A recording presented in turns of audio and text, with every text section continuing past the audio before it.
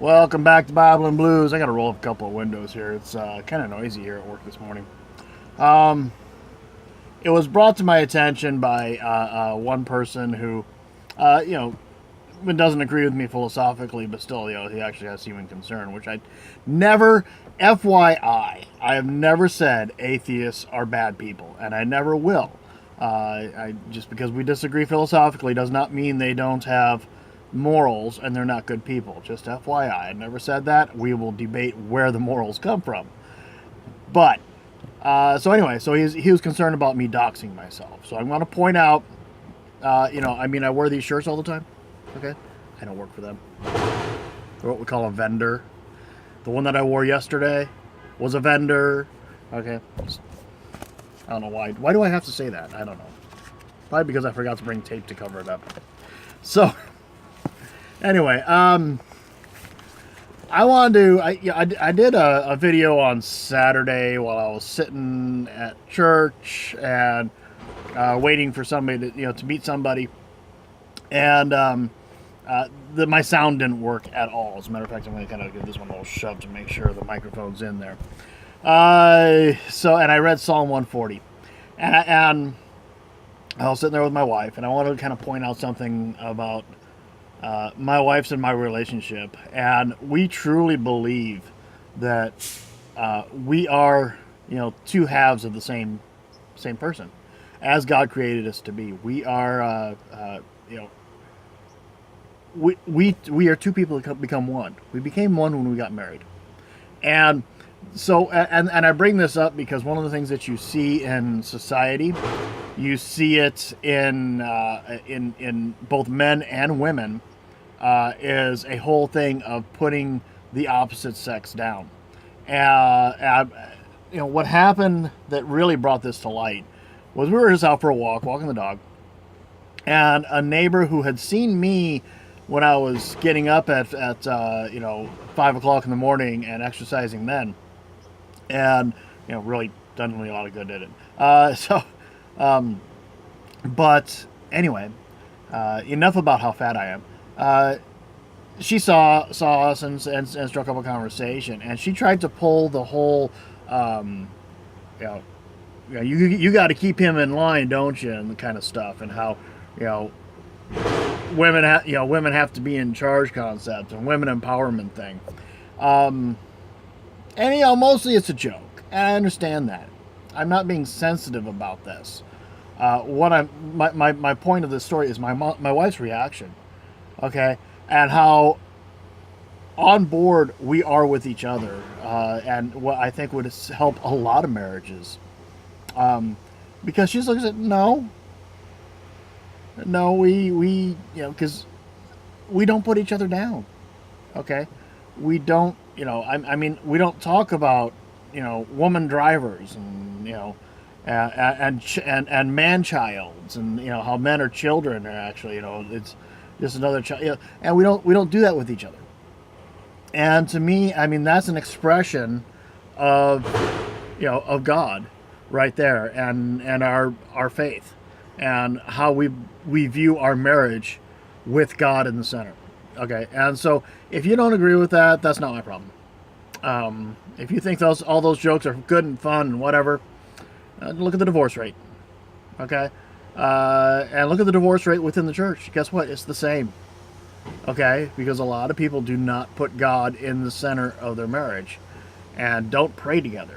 Do you pray with your spouse?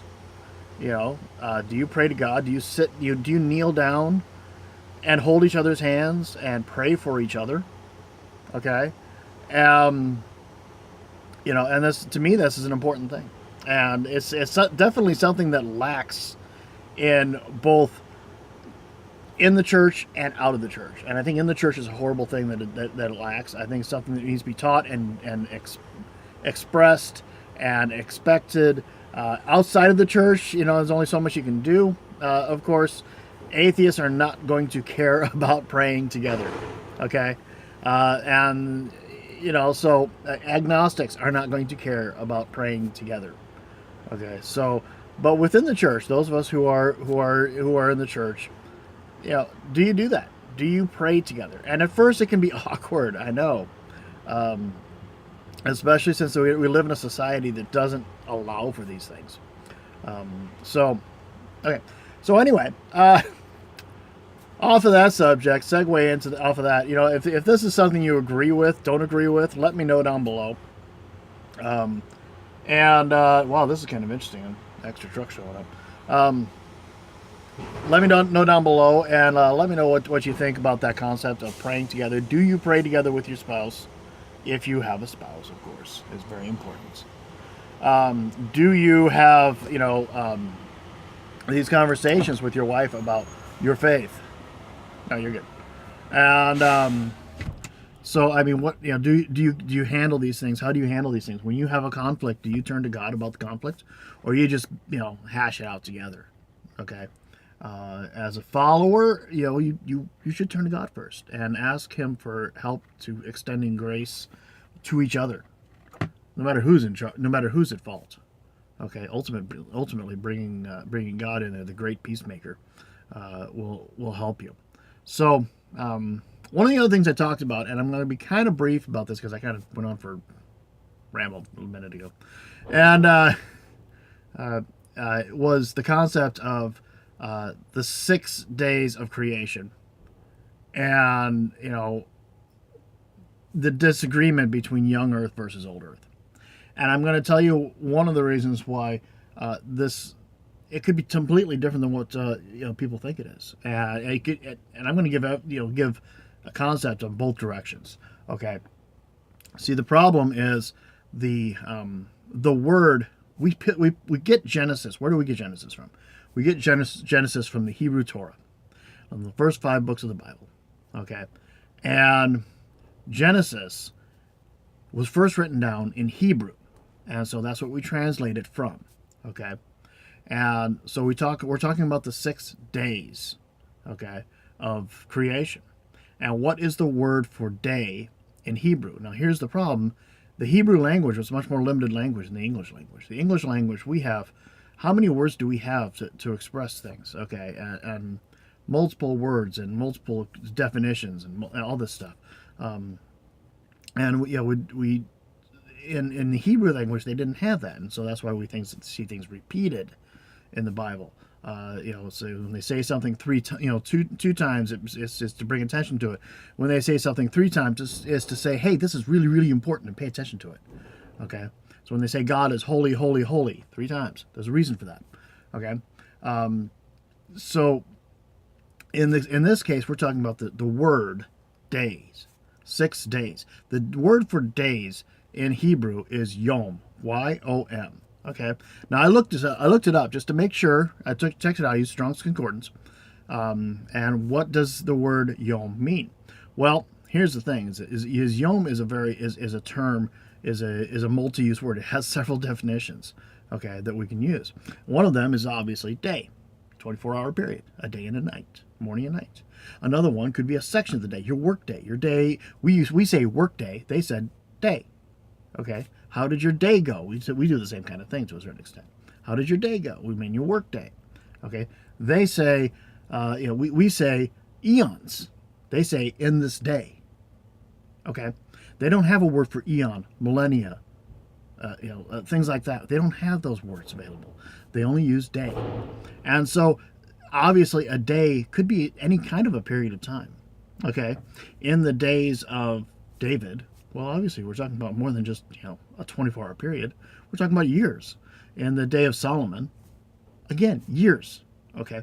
So why not the day of creation could be an extremely extended long period of time.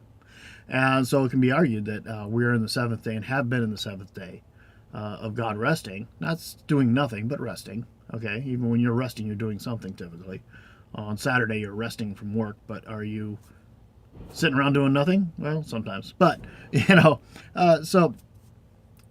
these are the concepts, and I wanted to bring that to you.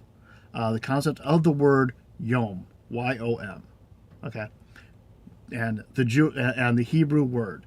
What does it mean, and what does that mean to us when we're talking about the translation of the Bible in Genesis, and then the 6 days of creation?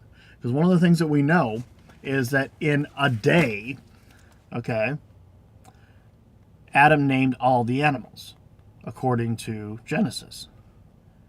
And if that's true, I mean, how long would it take to name every single animal on the earth? Okay? And no matter how you cut it, it was a diverse and incredible, creation at the beginning as well. And so, and it's like the argument about Noah's Ark. Okay, that's a whole nother debate. Anyway, I wanted to bring that up, the concepts, and how do you feel about that? The concept that maybe the reason we're having this debate of young Earth versus old Earth is simply a translation issue. Okay, because not many people, including me, know much Hebrew. Okay, certainly not in the Christian world. We don't know much Hebrew. If you brought this up with an Orthodox Jew, they would have no problem with this. This would not be an issue. They'd be looking at you like 6 day and night, 24-hour periods. What are you, nuts? Okay, this is something that we see, here in the world of Christians. And so, whether you agree with me or not, and that's fine. I want you to go and leave a comment down below about this concept. Okay, so we're going to read Psalm 140. Okay, Psalm 140 for the director of music, a Psalm of David. Okay, so rescue me, O Lord, from evil men. Protect me from men of violence who devise evil plans in their hearts and stir up war every day. They make their tongues as sharp as serpents. The poison of viper is on their lips. Keep me, O Lord, from the hands of the wicked. Protect me from the men of violence who plan to trip my feet. Proud men have hidden a snare for me. They have spread out the cords of their nets and have set traps for me along my path. O Lord, I say to you, you are my God. Hear, O Lord, my cry for mercy.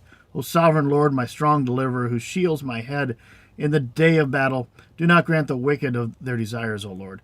Do not let their plans succeed, or they will become proud. Let the heads of those who surround me be covered with the trouble their lips have caused.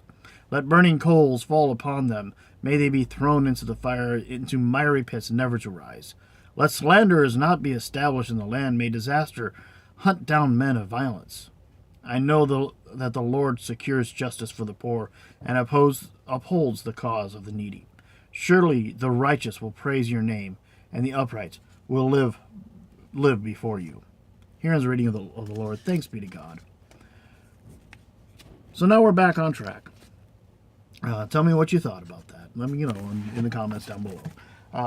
Today I'm not ranking on the atheists. I'm not ranking on, I'm ranking on relationships. Relationships are very important.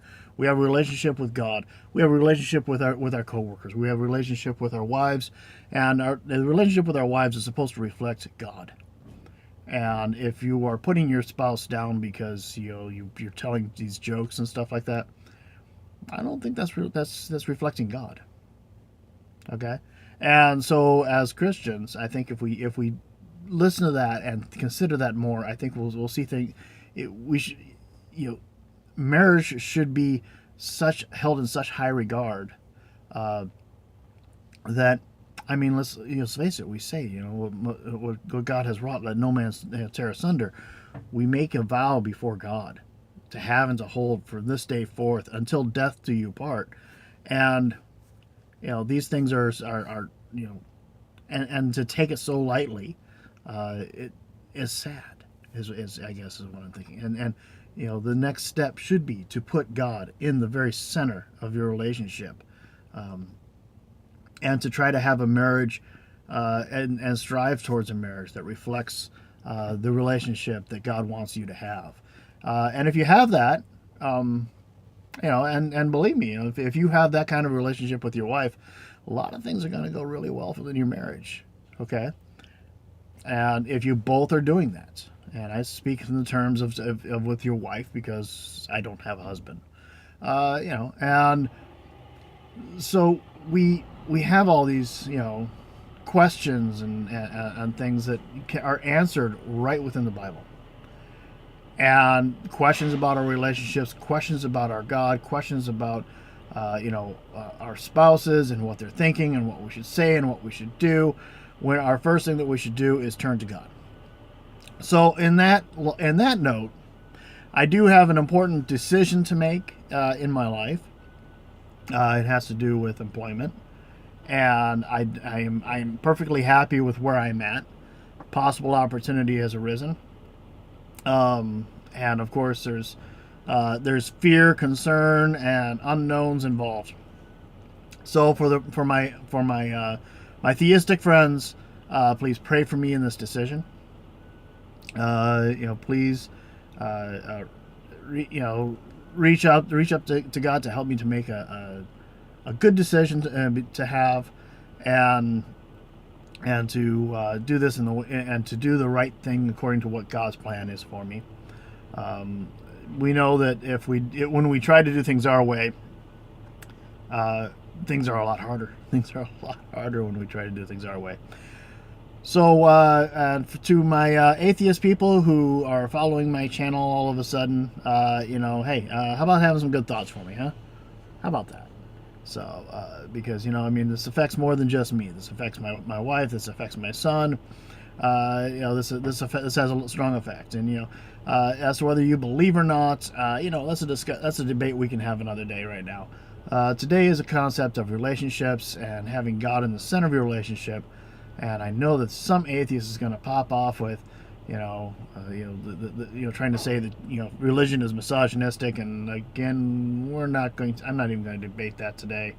That's something that it's because of your lack of understanding, in my opinion. So there, I got my dig in on atheists. How you like that? Okay. Anyway, you have a great one. I've got to stop and get into the job that I currently have that I'm most likely going to stick with. But let's examine all possibilities, right? Okay, God bless. Have a great day. Bye.